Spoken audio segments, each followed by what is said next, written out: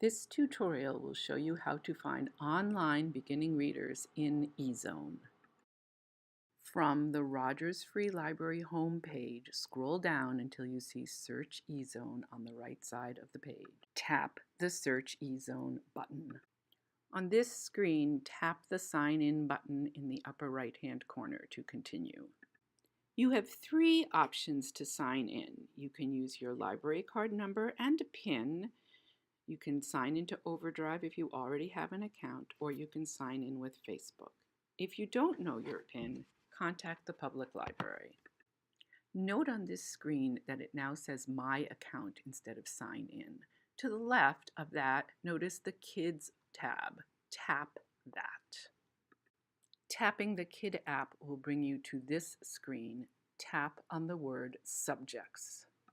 On the left-hand side of the screen, notice Beginning Reader under Juvenile Fiction. Tap that.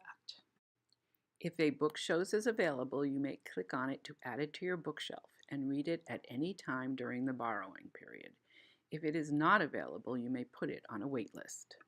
Note that some books are available as ebooks to be read on your own or audiobooks to be read to you. Thanks for listening and happy reading.